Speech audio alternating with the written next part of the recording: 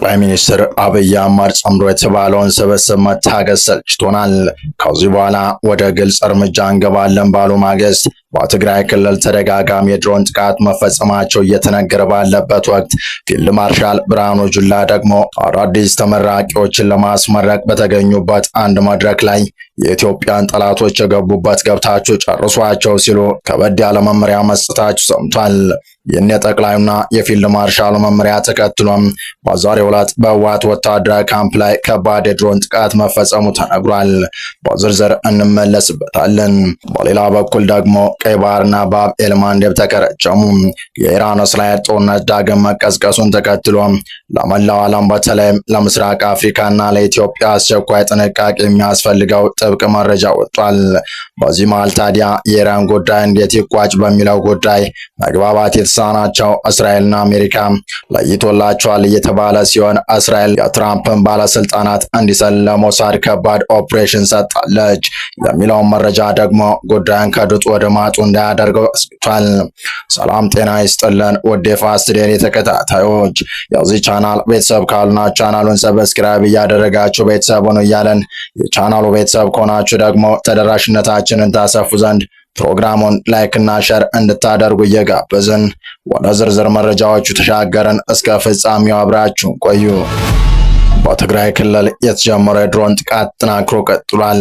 ዛሬም ከወደ ትግራይ የወጡ መረጃዎች ለተከታታይ ሁለተኛ ቀን ከባድ የድሮን ጥቃት መፈጸማቸውን ያመለከቱ ሲሆን በጠቅላይ ሚኒስትር አብይና በፊልድ ማርሻል ብርሃኑ በኩል ጽምዶን መታገስ እንደሰለቻቸው የገለጸው የፌዴራል መንግስቱ ወደ ቀጥተኛ እርምጃ መግባቱን አመላካች ነው እየተባለም ይገኛል። አርብ ለቅዳሜ አዳር ተጀምሮ ዛሬም ለሁለተኛ ጊዜ በህወሓትና ኤርትራ ሰራዊት ሎጂስቲክና የጦር መሳሪያ ክምችት ላይ ያነጣጠረ የድሮን ጥቃት የተካሄደው ጠቅላይ ሚኒስትር አብይ አህመድ በጽምዶ ላይ እርምጃ እንደሚወስዱ መዛታቸውን ተከትሎ መሆኑ ደግሞ ጉዳዩ በቀላል እንዳይታይ አድርጎታል። በፌዴራል መንግስቱና በህወሓት መካከል ያለው ውጥረት አገርሽቶ ወራትን ባስቆጠረበት በአሁኑ ወቅት ትናንት ባሳለፍነው ሳምንት መጨረሻ በኢትዮ ኤርትራ ድንበር አቅራቢያ በምትገኘውና ገማሎ በተባለች የትግራይ መንደር ላይ የመጀመሪያ ጽምዶን ኢላማ ያደረገ ድሮን ጥቃት መፈጸሙ የሚታወስ ሲሆን ከሰሞኑ የትግራይ ታጣቂዎችና ኤርትራ ወታደሮች በአካባቢ በጋራ መታየታቸውን የሚያሳዩ ተንቀሳቃሽ ምስሎች ማህበራዊ ትስስር ገጾች በስፋት ሲዘዋወሩ መቆየታቸውም ይታወሳል። በዛሬው ዕለት በተሰማ ሌላ የድሮን ጥቃት መረጃ ደግሞ በዛሬው ዕለት ማለትም ሰኔ 1 2018 ዓ.ም በሱዳን ድንበር በኩል ሽሬና አካባቢ በሚገኙ የህወሓት ታጣቂዎች ላይ የኢትዮጵያ አየር ኃይል ጥቃት መፈጸሙን የአካባቢው ምንጮች ገልጸዋል። ከዚሁ ጋር ተያይዞ ፊልድ ማርሻል ብርሃኑ ጁላ ከሰሞኑ ለቀይ ባህር ዘመቻ በልዩ ሁኔታ ያሰለጠኑ የቀይ ባህር ትውልድ የተሰኘ ስያሜ የተሰጣቸው ወታደራዊ መኮንኖችን ባስመረቁ ወቅት ጽምዶ የተባለውን ስብስብ አዝሎ መቀጠል አድካሚ መሆኑን በመግለጽ ሰራዊት የኢትዮጵያን ታሪካዊ ጠላት ተላላኪዎችና ባንዳ ሲል የጦራቸውን አካላት ታግለው እስከ መጨረሻው እንዲያጠፏቸው ጥብቅ መመሪያ መስጠታቸውም የሚታወስ ነው። የኢትዮጵያ መንግስት በጽምዶ ላይ ከባድ ዘመቻ መክፈቱን ተከትሎ የተደናገጠው ሻዕቢያ ከቀናት በፊት ጽምዶን በተመለከተ ለተባበሩት መንግስታት ድርጅት ደብዳቤ መጻፉ የሚታወስ ነው።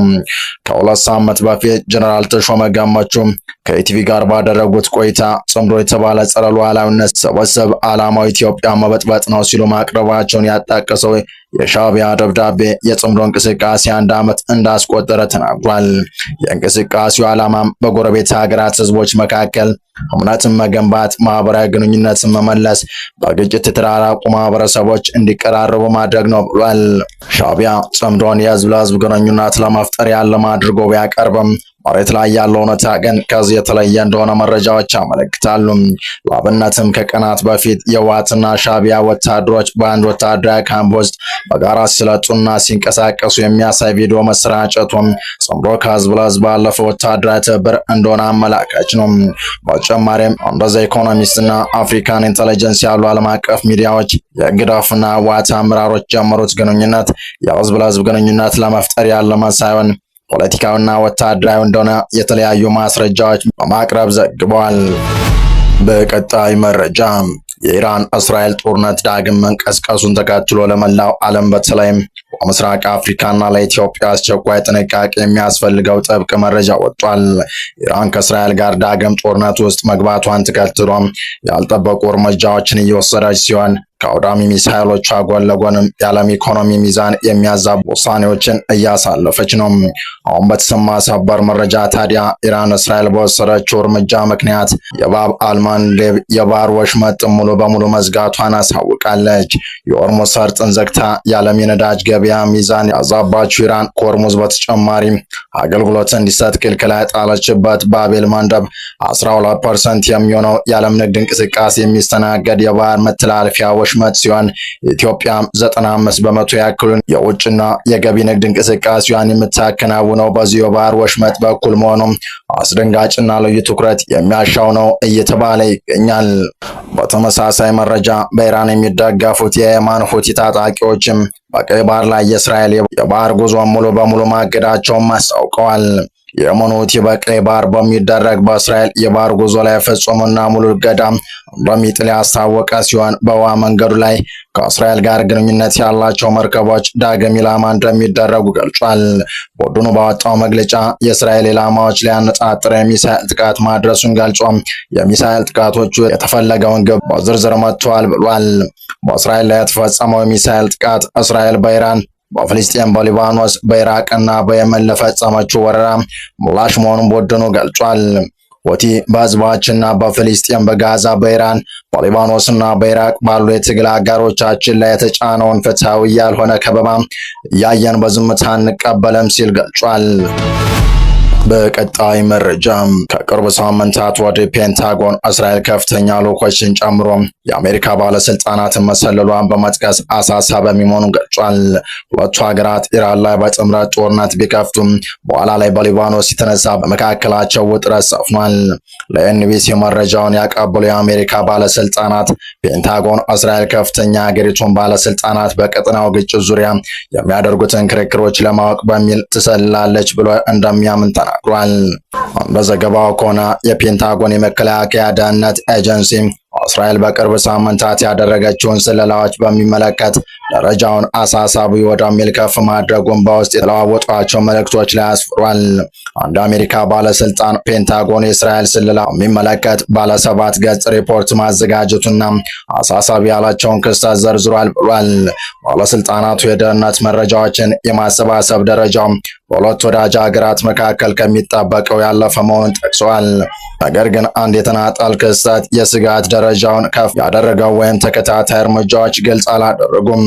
እስራኤል የአሜሪካን ልዩ መልእክተኛ ስቲቭ ዊትኮፍ መሰለሏን ኒውዮርክ ታይምስ ቅዳሜ ዕለት የሀገሪቱን ባለስልጣናት ጠቅሶ ዘግቧል። ዊትኮፍ ከኢራን ጋር በሚያካሄደው እስራኤል ከሐማስ ጋር እንዲሁም ዩክሬንና ሩሲያ ጋር በምታደርጋቸው ድርድሮች ላይ ይሳተፋሉ። የመገናኛ ብዙሃን የደህንነት ሪፖርቶችን በመጥቀስ የአሜሪካ ባለስልጣናት እስራኤል በከፍተኛ መከላከያ ባለስልጣናት በተለይም ኤልብሪጅ ኮልቢና ምክትላቸው ማይክል ፒዲሞኖ ላይ የምታካሄደውን ስለላ ማጠናከሯ እንዳሳሰባቸው ዘግቧል። ስለላው እስራኤል የኮሙኒኬሽን መስመራቸውን መጥለፍ ወይንም በአሜሪካ የፖሊሲ ውይይት ላይ በተለይ ከኢራን ጋር በሚደረገው ድርድር መረጃዎች መሰብሰብ እንደሚሆን ተናግረዋል። ታይምስ የጠቀሳቸው አንድ ከፍተኛ ባለስልጣናት ትራምፕ ባለፈው ዓመት ወደ ስልጣን ከመጡ ወዲህ እስራኤል በአሜሪካ ባለስልጣናት ላይ የምታደርገው የተጠናከረ ስለላ ያልጠበቀ ነው ብለዋል። ኒውዮርክ ታይምስ ሆነ ኤንቢሲ ከፔንታጎን ምላሽ ለማግኘት ያደረጉት ጥረት አለመሳካቱን ጠቅሰዋል።